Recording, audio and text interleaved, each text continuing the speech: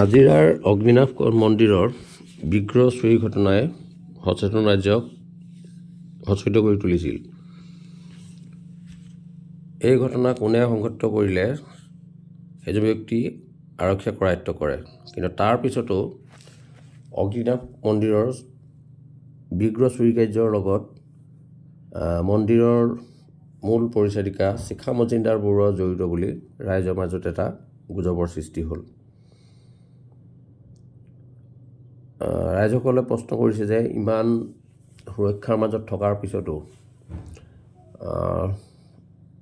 এজন সাধাৰণ শ্ৰমিকে কিদৰে বিগ্ৰহটো চুৰি কৰিবলৈ পালে। এই সম্পৰ্কত বিভিন্নজনৰ প্ৰতিবেদন আছে, এই বিষয়ে আপোনালোকে জনাবলৈ আমি আগবাঢ়িছোঁ। আনহাতে ছ'চিয়েল মিডিয়াতো এই বিষয়টোৱে যথেষ্ট তোলপাৰ সৃষ্টি কৰিছিল, কিন্তু ৰহস্যৰ কথাটো হ'ল যে মন্দিৰ পৰিচালনা সমিতি বা শিখা মজিন্দৰ বৰুৱাই আজি পৰ্যন্ত এই ছ'চিয়েল মিডিয়াত মন্দিৰৰ বিৰুদ্ধে বিৰূপ মন্তব্য কৰা ব্যক্তিসকলৰ বিৰুদ্ধে আৰক্ষী গোচৰ ছপা নাই বা কোনো গোচৰ পঞ্জীয়ন কৰা নাই। গতিকে পৰৱৰ্তী পৰ্যায়ত এই সম্পৰ্কত আৰক্ষী প্ৰশাসনে বা এই মন্দিৰৰ যি ভক্ত বা ইয়াৰ লগত জড়িত ব্যক্তি বা স্থানীয় ৰাইজে কেনেকুৱা ধৰণৰ এটা ব্যৱস্থা গ্ৰহণ কৰে, ই নিশ্চয় লক্ষণীয় হ'ব। Bureau' report Patkai TV. অন্য এটা বিষয় হ'ল যে এই ঘটনাৰ পূৰ্বে এই মন্দিৰৰ কোনো সংবাদকৰ্মীক প্ৰৱেশত বাধা আছিল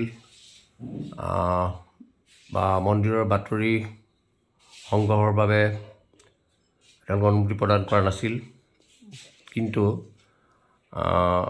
এই মন্দিৰৰ বিগ্ৰহ চুৰি ঘটনাৰ পিছত শিখা মজিন্দৰ বৰুৱা বা মন্দিৰ পৰিচালনা সমিতিয়ে সংবাদসকলক সংবাদ গ্ৰহণৰ বাবে অনুমতি প্ৰদান কৰে। কিন্তু আৰক্ষীয়ে এই সন্দৰ্ভত কেনেকুৱা ধৰণৰ তদন্ত কৰিছে বা কি ভূমিকা পালন কৰিছে এই বিষয়ে ইয়াৰ স্থানীয় জনসাধাৰণ বা ইয়াৰ ভক্তিৰ জড়িত ভক্তসকলে অৱগত নোহোৱা কথাই যেন গোটেই ঘটনাটো এক ৰহস্যৰ মাজলৈ ঠেলি দিছে। আনহাতে মন্দিৰৰ যি প্ৰসাদ বা নিৰ্মালি গ্ৰহণৰ নামত বা প্ৰদান কৰাৰ নামত ভক্তসকলৰ পৰা যথেষ্ট পৰিমাণৰ দান বৰঙণি সংগ্ৰহ কৰা হয় আৰু গোটেই ব্যৱস্থাটো অনলাইনযোগে হয়। আৰু তেওঁলোকে এটা নিয়ম কৰি দিছিল যে মন্দিৰ পৰিচালনা সমিতিয়ে ইয়াত নিৰ্মালি বা প্ৰসাদ গ্ৰহণ কৰিবলৈ হ'লে সৰ্বনিম্ন 500 টকা পৰিশোধ কৰিব লাগিব। গতিকে ভগৱানৰ নামত বা ধৰ্মৰ নামত এই যি অগ্নিনাভ মন্দিৰৰ পৰিচালনা সমিতি শিখা মজিন্দৰ বৰুৱাই এক বজাৰ গঢ়ি তুলিছিল বুলিও এটা অভিযোগ উঠি আহিছিল। আৰু তাৰোপৰি তেওঁ এটা নিয়ম কৰিছিলে, তেওঁ এখন মলো খুলিছিল যে অগ্নিনাভ বাবাৰ এখন মল, আৰু তাৰ যোগেদি তেওঁৰ যি ব্যৱসায় এক বৃহৎ সাম্ৰাজ্য গঢ়ি তুলিছিল। গতিকে এই গোটেই বিষয়বোৰে সমাজৰ যি সচেতন ব্যক্তি বা ইয়াৰ নাজিৰাৰ স্থানীয় যি ব্যক্তি সকলোকে ভগাই তুলিছিল যে ধৰ্মৰ নামত কিদৰে সৰ্বসাধাৰণ লোকৰ পৰা পুঁজি সংগ্ৰহ কৰি এক বৃহৎ এখন ৰমণৰ বজাৰ গঢ়ি তোলাৰ লগতে ইয়াৰ লগত জড়িত হৈ কেনেদৰে ইয়াৰ লাভ উঠাব পাৰি, এই গোটেই বিষয়খিনি জড়িত হৈ আছিল। আৰু ইয়াৰ পিছত আৰু এটা কথা আহিছিল যে ছ'চিয়েল মিডিয়াত স্থান ল'বৰ কাৰণে শিখা মজিন্দৰ বৰুৱাই এই গোটেই ঘটনাটো সংঘটিত কৰিছিল। গতিকে এই সকলোবোৰ বিষয় ভৱিষ্যতে যি ইয়াৰ ৰহস্য বা এই ঘটনাটো কেনে সংঘটিত হ'ল, ইয়াৰ যেন প্ৰকৃত তথ্য বা ৰহস্য উদ্ঘাটন হয়, তালৈ সকলোৱে আগ্ৰহেৰে অপেক্ষা কৰি আছে। বৰ্তমান দেখিবলৈ পোৱা গৈছে যে ধৰ্মৰ নামত বিভিন্ন লোকে এক ব্যৱসায়ৰ বজাৰ মেলি দিছে। বিশেষকৈ এতিয়া কেন্দ্ৰ বা ৰাজ্য চৰকাৰত বিজেপি দলে গঠন কৰাৰ পিছত যে ধৰ্মৰ নামত এনেকুৱা ধৰণৰ কাৰ্যক্ৰমত বৃদ্ধি পাবলৈ ধৰিছে। গতিকে যিহেতু ভাৰত এখন ধৰ্মনিৰপেক্ষ দেশ, ইয়াত ধৰ্মৰ কথা নাই, কিন্তু তাৰ পিছতো সমাজত বহুত সচেতন ব্যক্তি আছে বা বুদ্ধিজীৱী আছে, তেওঁলোকে এই ক্ষেত্ৰত কিয় বলিষ্ঠ পদক্ষেপ গ্ৰহণ কৰা নাই বা ধৰ্মৰ নামত সৰ্বসাধাৰণক যেন লুটিপুটি খোৱাৰ এটা মনোভাৱ গঢ় লৈ উঠিছে। গতিকে আমাৰ সচেতন ৰাইজ বা বুদ্ধিজীৱীসকলে ইয়াৰ প্ৰতি যেন সচেতন হোৱাটো নিশ্চয় প্ৰয়োজনীয়। মন্দিৰত যিটো কাৰ্য হৈ গ'ল, আপোনাক কি ক'ব বিচাৰে আপুনি? এইটো এটা বৰ গৰিব কাম হৈছে, কিয়নো আজি আপুনি নিশ্চয় দেখিছে ইমান হাজাৰ হাজাৰ ভক্ত যাক নমস্য ব্যক্তি বুলি মানে সেৱা কৰি আহিছে, তেনে এজন ব্যক্তিক তেনে এজন এটা মূৰ্তিক তেওঁ যে হেৰি কৰিলে, অপহৰণ কৰিলে, চুৰ কৰিলে, এইটো বৰ গৰিব কাম হয়। আৰু এইটোৰ লগত শিখা মজিন্দৰ বৰুৱা জড়িত, মন্দিৰৰ যিগৰাকী মূল পৰিচালকীয়া, আপুনি কি ক'ব বিচাৰে?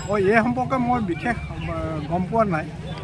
যদি তেনেকুৱা কিবা ৰাইজে ভাবে, এইটোত মোৰ মানে ক'বলগীয়া একো নাই। এইটো মানে যিটোৱে মানে এই কামটো কৰিছে তেওঁক মানে কৰায়ত্ব কৰি মানে শাস্তি দিব লাগে। তেওঁতো কৰায়ত্ব হ'ল, এতিয়া ওলাইছে যে সেই কাৰ্যটোৰ লগত শিখা মজিন্দৰো জড়িত। এতিয়া আমিতো বহুত নাজানো, এতিয়া যদি সেনেকুৱা হয় তেতিয়াহ'লে তেওঁক মানে শাস্তি দিব লাগে। মানে প্ৰচাৰ হৈছে কালিৰ পৰা যে মন্দিৰৰ বিগ্ৰহৰ লগত শিখা মজিন্দৰ জড়িত বুলি যিটো কথা ওলাইছে, এই সময়ত আপুনি এজন মন্দিৰৰ ভক্ত হিচাপে কি ক'ব বিচাৰে? মই ভক্ত হিচাপে ক'ব বিচাৰোঁ সেই এষাৰ কথাই যে যিটো হৈছে এইটো বৰ বেয়া হৈছে, আৰু সঁচাই নে মিছাই মই সেইখিনি নাজানো। যিখিনি কাণ্ড হ'ল সেইখিনি বৰ বেয়াই হৈছে বুলি কওঁ। যিটো ছ'চিয়েল মিডিয়াত প্ৰচাৰ হৈছে যে যিটো মূৰ্তি বা চুৰিকাণ্ডত মানে আমাৰ শিখা মজিন্দৰ বৰুৱা জড়িত বুলি কৈছে, এই সময়ত আপোনালোকে কি ক'ব? নমস্কাৰ। একচুৱেলি যদি কাৰোবাৰ সন্দেহ থাকে, ওচৰতে নাজিৰা যিহেতু আদৰ্শ আৰক্ষী থানা আছে, তাৰ লগত যোগাযোগ কৰক। বাস্তৱ যিটো সত্য, সেই সত্যটো বুজি পাব। আৰু মই ভাবোঁ একেবাৰে যাৰ মন মানসিকতা অসুস্থ, তেওঁ চিন্তা কৰিব যে এইটো শিখা বাইদেৱে নিজে চক্ৰান্ত কৰিছে। এইটো একচুৱেলি সপোনতো ভাবিব নোৱাৰি। ইয়াৰ ওপৰত কি মন্তব্য দিম কওক? এইবোৰ কোনোবা আৰক্ষী থানা বা আপোনালোকক কিবা আৰক্ষী থানালৈ মাতিছিলে নেকি?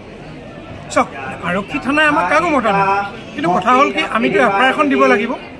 সকলোৰে জানে যে যেনেকুৱাই যি প্ৰতিষ্ঠান যিয়ে নহওক, যে আৰক্ষী সকলো অধীনত আমাৰ নাজিৰা যিখন আৰক্ষী থানা আছে, গতিকে তেওঁলোকক প্ৰত্যেকটো বস্তু সহায় সহযোগিতা কৰাটো আমাৰ কৰ্তব্য নাগৰিক হিচাপে।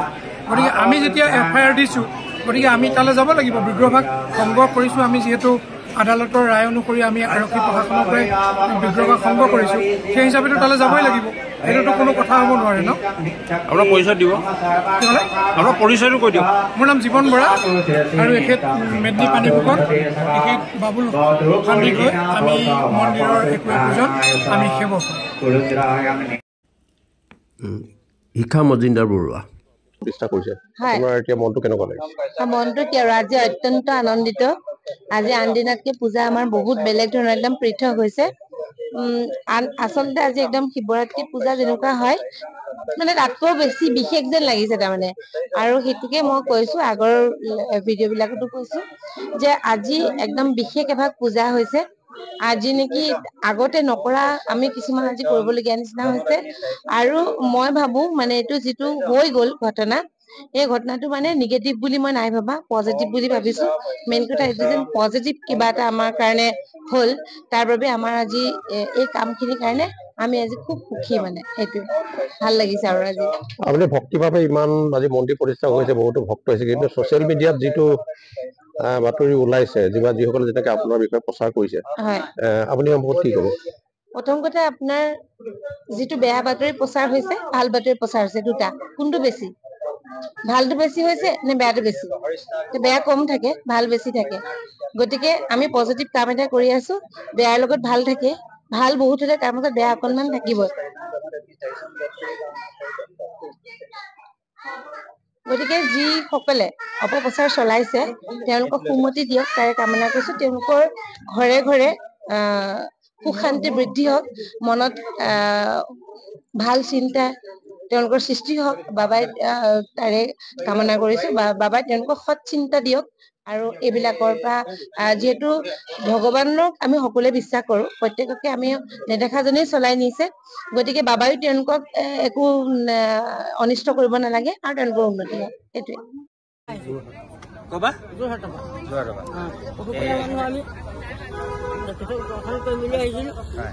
আগতে আহিছে নে আপুনি? আগত আমাৰ বোৱাৰীহঁত ল'ৰাহঁত আহিছে, আমি প্ৰথম আহিছো। ঘটনাটো কেতিয়া গম পালে? চুৰি হ'ল বুলি গম পালে? ভিতৰলৈ যাওঁতে বাইদেউ মানে লগতে ৰৈ পেলাই মানে ল'ৰাকেইটাক মানে সুধিলে তহঁতি ক'ত যাবি? সিহঁতি ক'লে মৰিনী যাম বুলি ক'লে। মৰিনী যাম বুলি কওঁতে মানে ক'লে বেগত কি আছে সুধিতে মানে ক'লে বোলে ৰ'ব আমি কাম কৰা বস্তু আছে, আমুক কাম আছে, এনেকৈ ক'লে বস্তুকেইটা চাওঁ বুলি কওঁতে বোলে দেখুৱাইছোঁ বুলি কৈ পেলাই বাইদেউক দম দিলে। তাৰপিছত বাইদেউ ক'লে তই এইফালে আছোন বুলি ক'লে মোৰ ওচৰলৈ। কেইজন ল'ৰা আছিলে? দুজন আছিলে। তাৰপিছত চাওঁ বুলি কওঁতে মানে সি প্ৰথমে এটা জেকেট উলিয়ালে, তাৰ 2 নম্বৰটো উলিয়াই, 3 নম্বৰটো এনেকৈ দলিয়াব লওঁতে বুলি কৈ মানে সেই বস্তুখিনি লৈ পেলাই সি দৌৰোতে মই তাৰপৰা জাপ মাৰি গৈ পেলাই তাক ধৰোঁতে মানে সেই বস্তুখিনি পেলাই পেলাই দৌৰিলে, কিন্তু হাতত এখন গামোচা মাৰি থোৱা আছিলে, গামোচাখনত তাক কি বস্তু গ'ল নাজানো। তাৰপিছত ইয়াত যেতিয়া খুলি পেলাই মই যেতিয়া চালোঁ মূৰ্তি হয়। ল'ৰাজনৰ নামটো কি? ল'ৰাজনৰ নাম আৰিফ আলী বুলি কৈছে। কোন জেগাৰ? তিতাবৰ বুলি কৈছে। তিতাবৰ। এতিয়া এজনে ধৰা হ'ল, মেইন যিজন আছিলে মেইনজন পলালে।